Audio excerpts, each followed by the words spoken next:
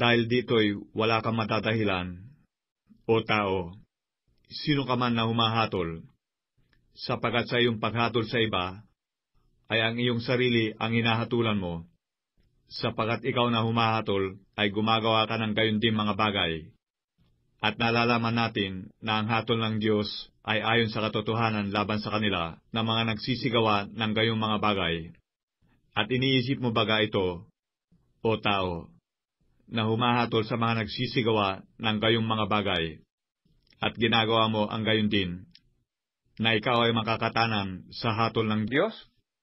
O hinahamak mo ang mga kayamanan ng kanyang kabutihan at pagtitiis at pagpapahinuhod, na hindi mo nalalaman na ang kabutihan ng Diyos ay siyang umaakay sa iyo sa pagsisisi?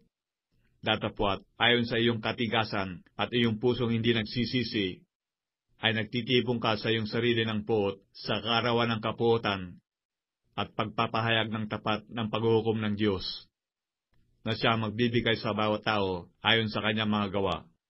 Sa mga nagsisipagtiyaga sa mabubuting gawa, sa paghanap ng kaluwalhatian at puri at ng di pagkasira, ay ang buhay na walang hanggan.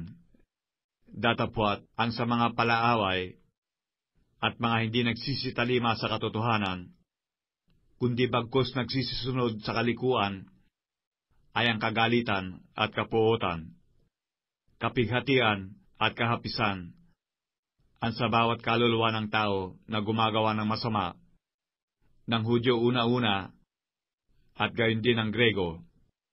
Datapwat, kaluwalhatian at karangalan at kapayapaan ang sa bawat taong gumagawa ng mabuti.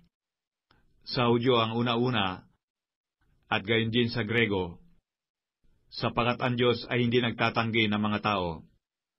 Sapagkat ang lahat na nangagkakasala na walang kautusan ay mga papahamak din naman ng walang kautusan. At ang lahat na nangagkakasala sa ilalim ng kautusan ay sa kautusan din sila hahatulan. Sapagkat hindi ang mga tagapakinig ng kautusan ang siya mga ganap sa harapan ng Diyos, kundi ang nagsisitalima sa kautusan ay aaring mga ganap.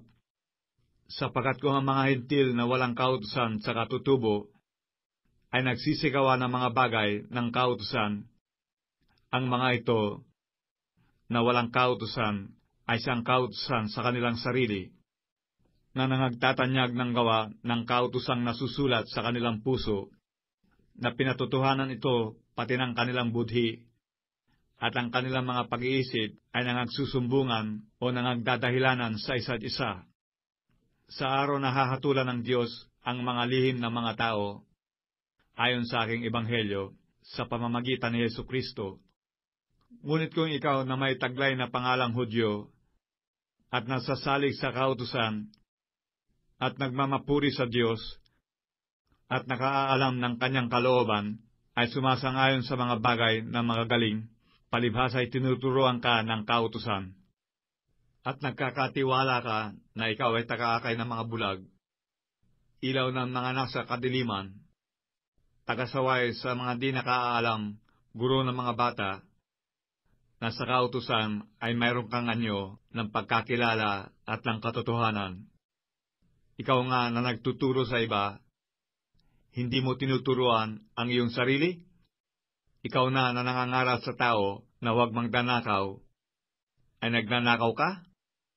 Ikaw na nagsasabing ang tao ay huwag mangalunya, ay nangangalunya ka? Ikaw na nasusuklam sa mga Diyos-Diyosan, ay nanakawan mo ang mga templo? Ikaw na nagmamapuri sa kautusan, sa iyong pagsuway sa kautusan ay niwawala mo ng puri ang Diyos? Sapagkat ang pangalan ng Diyos ay nalalait ng mga hintil dahil sa iyo, gaya ng nasusulat, sapagkat ang pagtutuli tunay na pinakikinabangan, kung tinutupad mo ang kautusan. Datapwat, kung ikaw ay masuwayin sa kautusan, ang iyong pagtutuli ay magiging di pagtutuli. Kung ang di pagtutuli nga ay tumutupad ng katwiran ng kautusan, hindi ba aariing pagtutuli ang kanyang di pagtutuli? At ang di pagtutuli sa katutubo, kung tumupad ng kautusan, ay hindi ba hahatol sa inyo na may titig at may pagtutuli na masuwayin sa kautusan? Sapagat siya'y hindi Hudyo kung sa labas lamang, ni magiging pagtutuli yaong hayag sa laman. Datapwat siya'y Hudyo sa loob, at ang pagtutuli ay yaong sa puso, sa espiritu hindi sa titik. Ang kanyang kapurihan ay hindi sa mga tao, kundi sa Diyos.